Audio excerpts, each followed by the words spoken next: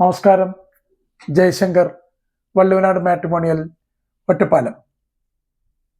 ഇന്ന് പറയാൻ പോകുന്ന ആൺകുട്ടി ശ്രീജിത്ത് എസ് കുമാർ, 35 വയസ്സ്, രേവതി നക്ഷത്രം, 175 സെൻറ്റിമീറ്റർ ഹൈറ്റ്, 99 kg വെയിറ്റ്, ഒരു അപ്പർ മിഡിൽ ക്ലാസ് ഫാമിലിയാണ്.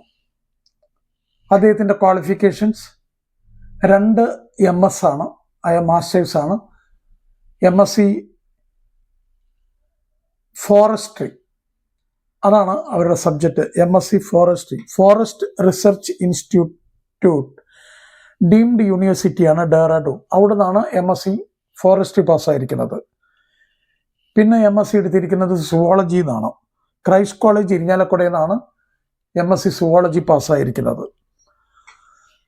ഇപ്പോൾ സുവോളജി PhD ചെയ്തുകൊണ്ടിരിക്കുകയാണ് കാലിക്കറ്റ് യൂണിവേഴ്സിറ്റിയിൽ. അദ്ദേഹം വർക്ക് ചെയ്യുന്നത് ഗസറ്റഡ് ഓഫീസറായിട്ട് zoological survey of India, Calicut, പരിസ്ഥിതി വനം കാലാവസ്ഥ വ്യതിയാന മന്ത്രാലയം, ഭാരത സർക്കാർ, ഗസറ്റഡ് ഓഫീസറാണ്.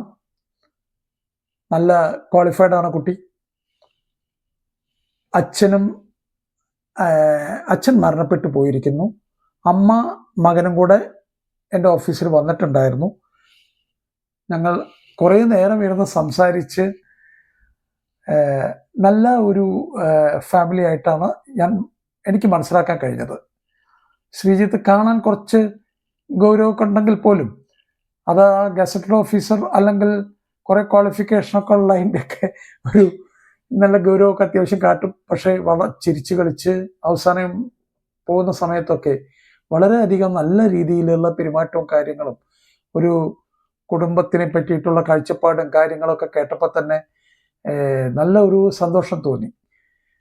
നന്നായിട്ട് പഠിക്കുന്ന ഒരു കുട്ടിയായിരുന്നു എന്ന് എന്നോട് പറഞ്ഞു. പഠിക്കുന്ന കാലത്ത് നല്ല പഠിക്കലായിരുന്നു. ഇപ്പോഴും പഠിച്ചുകൊണ്ടിരിക്കുകയാണ്, PhD ചെയ്തുകൊണ്ടിരിക്കുകയാണ്. അച്ഛൻ മരണപ്പെട്ടു. ഒരു സിസ്റ്ററുണ്ട്. Sister married and settled. And അമ്മ ശ്രീജിത്തിൻ്റെ കൂടെ തന്നെയാണ്. ഇവർ കോഴിക്കോടാണ് ഇദ്ദേഹം വർക്ക് ചെയ്യുന്നത്. അപ്പോൾ കോഴിക്കോടും തൃശ്ശൂരുമായിട്ട് ഇങ്ങനെ നടത്തമാണ്. അതായത് തൃശ്ശൂർ വീട്, എല്ലാ സാറ്റർഡേ സൺഡേ ഇങ്ങോട്ട് വരും, ദെൻ എഗെയിൻ കോഴിക്കോട്ടേക്ക് പോകും മൺഡേ. അപ്പോൾ ഇങ്ങനെയൊക്കെയുള്ള ഒരു ലൈഫാണ് ശ്രീജിത്തിൻ്റെ. കാലിക്കറ്റ് യൂണിവേഴ്സിറ്റിയിൽ ഇപ്പോൾ PhD ചെയ്തുകൊണ്ടിരിക്കുകയാണ്. ഒരിക്കൽ കൂടെ ശ്രീജിത്ത് എസ് കുമാറിനെ കുറിച്ച് ഞാൻ പറയാം. 35 വയസ്സ്, രേവതി നക്ഷത്രം, MSc 2 എടുത്തിരിക്കുന്നത്. ഒന്ന് ഫോറസ്ട്രി, സബ്ജക്റ്റ് ഫോറസ്ട്രിയാണ്. 2 സുവോളജിയാണ്. ഫോറസ്ട്രി പാസ്സായിരിക്കുന്നത് forest research institute, deemed university, ഡെഹ്റാഡൂണിനാണ് അദ്ദേഹം ഫോറസ്ട്രി MSc പാസ്സായിരിക്കുന്നത്. സുവോളജി MSc പാസ്സായിരിക്കുന്നത് ക്രൈസ്റ്റ് കോളേജ് ഇരിഞ്ഞാലക്കുട. ഇപ്പോൾ PhD കാലിക്കറ്റ് യൂണിവേഴ്സിറ്റിയിൽ ചെയ്തുകൊണ്ടിരിക്കുകയാണ്. ഗസറ്റഡ് ഓഫീസറായിട്ട് zoological survey of India, Kozhikode work ചെയ്യാണ്. പരിസ്ഥിതി വനം കാലാവസ്ഥ വ്യതിയാന മന്ത്രാലയം, ഭാരത് സർക്കാർ, അതായത് സെൻട്രൽ ഗവൺമെൻറ് ഇൻസ്റ്റിറ്റ്യൂട്ടിലെ ഗസറ്റഡ് ഓഫീസറാണ് അദ്ദേഹം. താല്പര്യമുള്ള രക്ഷിതാക്കൾക്ക്, അച്ഛൻ മരണപ്പെട്ടു പോയിരിക്കുന്നു, അമ്മ ഈ കുട്ടിയുടെ കൂടെ തന്നെയാണ്. അപ്പോൾ നല്ലൊരു ഫാമിലി. തൃശ്ശൂർ, കോഴിക്കോടായിട്ട് അങ്ങോട്ടും, അതായത് കോഴിക്കോടാണ് ജോലി സ്ഥലം, തൃശ്ശൂരാണ് സെറ്റിൽ ചെയ്തിരിക്കുന്നത്. അപ്പോൾ ഈ 2 ദിക്കിലുമായിട്ട് അങ്ങോട്ടും ഇങ്ങോട്ടും ഇങ്ങനെ നടത്തുമാണ്. രാവിലെ തിങ്കളാഴ്ചയായ അങ്ങോട്ട് പോവും, ഫ്രൈഡേ വൈകിട്ട് ഇങ്ങോട്ട് വരും. അപ്പോൾ നല്ലൊരു family. Government job, central government ജോബൊക്കെ നോക്കുന്ന പെൺകുട്ടികളുടെ അച്ഛനമ്മമാർക്ക് തീർച്ചയായിട്ടും വള്ളുവനാട് മാട്രിമോണിയലിൻ്റെ മൊബൈൽ ആപ്ലിക്കേഷനിൽ നോക്കാം. അവിടെ രജിസ്റ്റർ ചെയ്തിട്ടുണ്ട്. മൊബൈൽ ആപ്ലിക്കേഷനിലെ ID നമ്പർ ഞാൻ ഡിസ്ക്രിപ്ഷൻ ബോക്സിൽ കൊടുക്കുന്നതാണ്. താല്പര്യമുള്ളവർക്ക് തീർച്ചയായിട്ടും കോണ്ടാക്ട് ചെയ്യാവുന്നതാണ്. പറയാറുള്ള ഒരു 2-3 കാര്യം ഈ വീഡിയോയിലും സൂചിപ്പിക്കാൻ ആഗ്രഹിക്കുകയാണ്.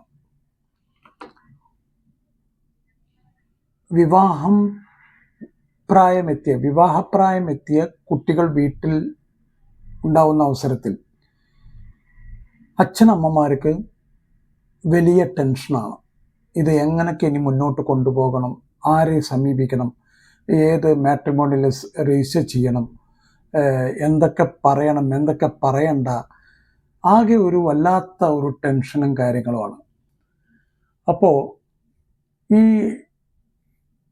സാധാരണഗതിയിൽ ഉണ്ടാകുന്ന ഈ ടെൻഷനൊക്കെ എങ്ങനെ ഒന്ന് കുറയ്ക്കാം, അല്ലെങ്കിൽ ഇതിൻ്റെ പിന്നിലുള്ള കാര്യങ്ങൾ എങ്ങനെയൊക്കെയാണ് ഇത് നമ്മൾ ചെയ്യേണ്ടത് എന്നുള്ളതിനെക്കുറിച്ച് ഒരു 2-3 പോയിന്റുകൾ ഞാനിവിടെ പറയാം.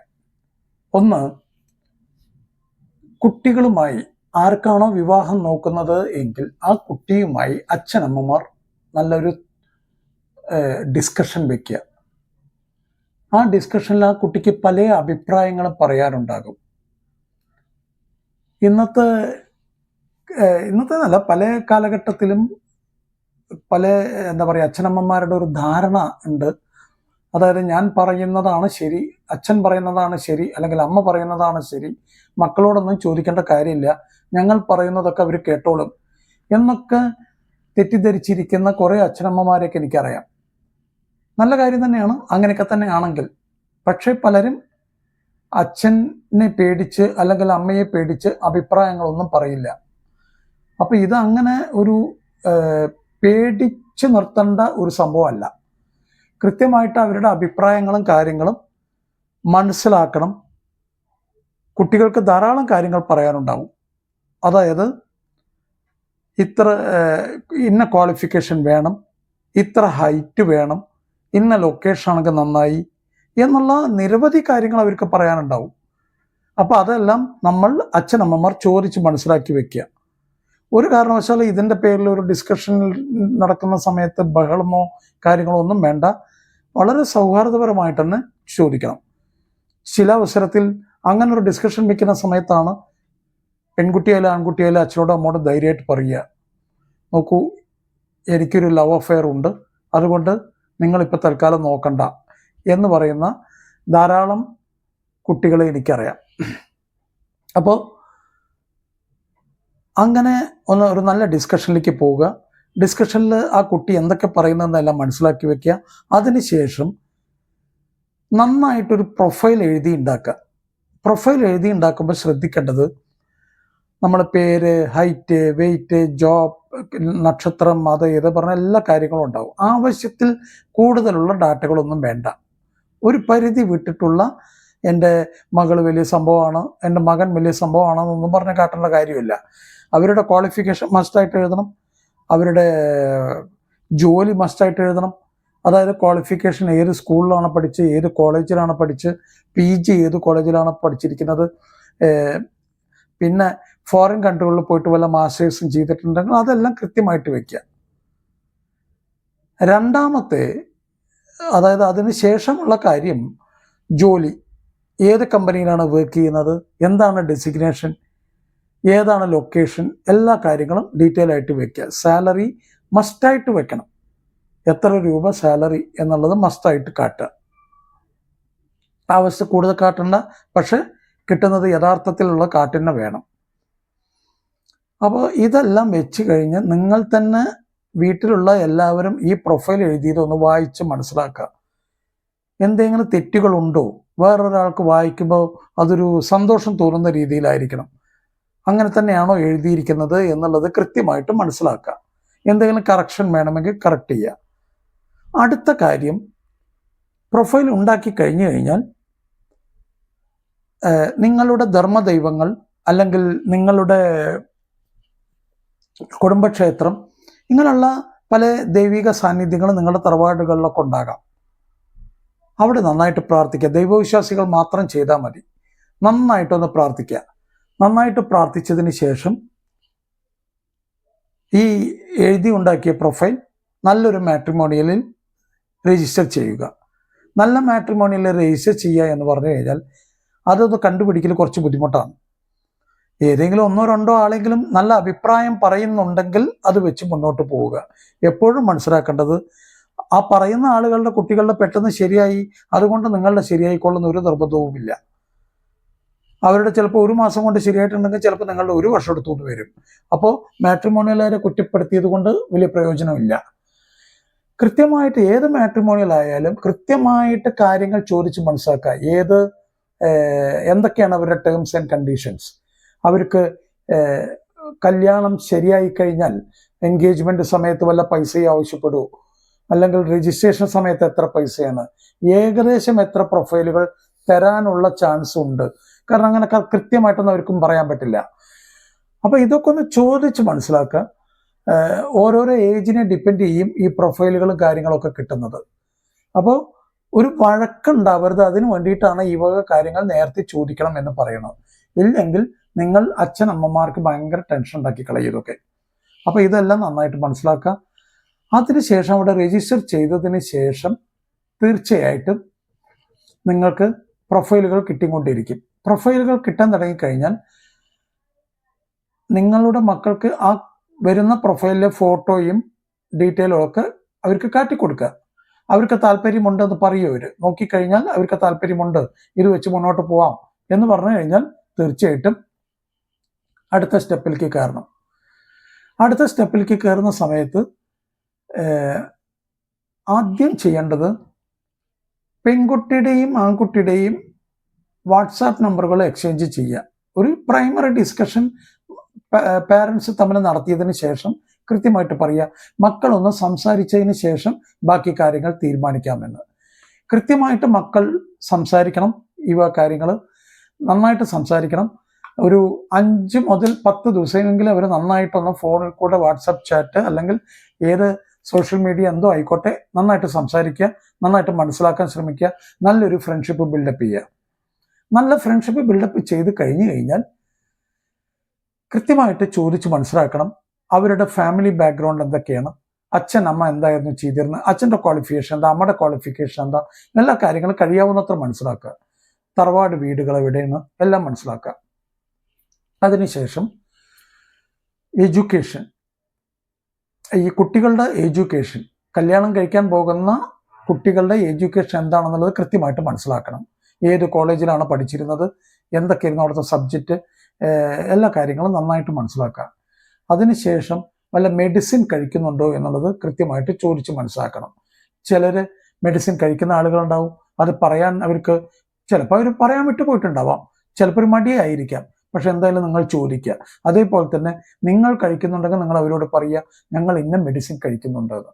അതിനൊരു തെറ്റായി കാണണ്ട. കൃത്യമായിട്ട് അറിഞ്ഞു വെച്ച് കഴിഞ്ഞാൽ വളരെ നല്ലതാണ് ഈ കാര്യങ്ങളൊക്കെ. മെഡിസിൻ കഴിഞ്ഞു കഴിഞ്ഞാൽ അടുത്തത് അമിതമായ ലോണുകൾ വല്ലതുമുണ്ടോ എന്ന് ചോദിക്കണം.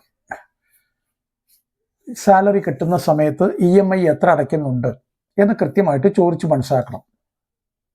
ചിലർക്ക് ഒരു 1,00,000 രൂപ സാലറി ഉണ്ടെങ്കിൽ 80,000 ലോൺ ആയിരിക്കും. അത് ചോദിക്കണം, 80,000 എന്തിനാണ് ഈ ലോണ്? അതായത് ചിലപ്പോൾ വീട് വെച്ചിട്ടുണ്ടാകാം, ചിലപ്പോൾ ഫ്ലാറ്റ് വാങ്ങിച്ചിട്ടുണ്ടാകാം. അതൊക്കെ ആണെങ്കിൽ നല്ല കാര്യങ്ങളാണ്, നല്ല ഇൻവെസ്റ്റ്മെന്റ് ആണ്. പക്ഷേ നമ്മൾ മനസ്സിലാക്കേണ്ടത്, എന്തെങ്കിലും ഒരു ഇൻസിഡന്റ് നാളെ സംഭവിച്ചാൽ അതിൻ്റെ പേയ്മെന്റുകളും കാര്യങ്ങളും നമ്മളുടെ തലയ്ക്കായിരിക്കും വരിക എന്നുള്ളത് ബോധം നിങ്ങൾക്ക് ഉണ്ടാവണം. ചിലപ്പോൾ അവരുടെ വീട്ടുകാർ അടയ്ക്കുമായിരിക്കാം, പക്ഷേ എന്നിരുന്നാൽ പോലും നിങ്ങൾ ഒരു പ്രിക്കോഷൻ എടുക്കുന്നത് നല്ലതാണ്.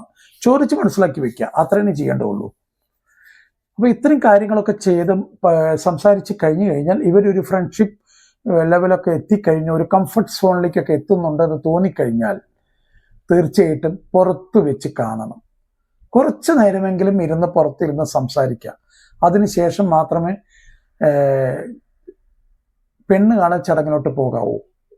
അല്ലാതെ കേട്ടപാടെ ചാടി കയറി പെണ്ണ് കാണാൻ ചടങ്ങിലൊന്നും പോകരുത്. പെണ്ണ് കാണാൻ ചടങ്ങിനൊക്കെ പോകുന്ന സമയമാകുമ്പോഴേക്കും ഒരു 90% ഓക്കെ ആക്കിയിട്ടേ പോകാവൂ, കഴിയാവുന്നത്ര. അപ്പോൾ ഇതെല്ലാം ഒന്ന് മനസ്സിലാക്കി നന്നായിട്ടൊക്കെ ഒന്ന് കാര്യങ്ങൾ മുന്നോട്ട് കൊണ്ടുപോയി കഴിഞ്ഞാൽ നിങ്ങളുടെ പല ടെൻഷനുകളും ഒഴിവാക്കാം. എന്ന് മാത്രമല്ല, വിവാഹം കഴിഞ്ഞു കഴിഞ്ഞാൽ കുട്ടികളുടെ ദാമ്പത്യ ജീവിതം വളരെ ഭംഗിയായി മുന്നോട്ട് പോകുന്ന കാഴ്ചയാണ് കാണുന്നത്. അതേപോലെ തന്നെ റിട്ടയർഡായി ഇരിക്കുന്ന അച്ഛനമ്മമാർക്ക് സ്വസ്ഥമായിട്ട് വീട്ടിലിരിക്കാനും സാധിക്കുന്നുണ്ട്. മറ്റൊരു ടെൻഷനാണ്, മക്കൾ എന്തെങ്കിലും ഒന്ന് വല്ലതും സംഭവിച്ചു കഴിഞ്ഞാൽ എന്താ പറയുക, നമ്മളുടെ ഡിവേഴ്സ് കാര്യങ്ങൾ ഈ ലെവലിലേക്കൊക്കെ പോയി കഴിഞ്ഞാൽ പിന്നെ ഭയങ്കര ടെൻഷനാണ്. അപ്പോൾ നന്നായിട്ട് മനസ്സിലാക്കുക, കൃത്യമായിട്ട് മനസ്സിലാക്കുക, നന്നായി സംസാരിക്കുക. ഒരു ധിക്കാരപരമായിട്ടുള്ള ഒരു വർത്തമാനങ്ങളും വേണ്ട, നല്ല രീതിയിൽ സംസാരിച്ച് മുന്നോട്ട് കൊണ്ടുപോവുക. അപ്പോൾ എല്ലാ കുട്ടികൾക്കും എത്രയും പെട്ടെന്ന് മംഗളമായി വിവാഹം നടക്കട്ടെ എന്ന് പ്രാർത്ഥിച്ചുകൊണ്ട് നന്ദി, നമസ്കാരം. ജയശങ്കർ, വള്ളുവനാട് മാട്രിമോണിയൽ, ഒറ്റപ്പാലം.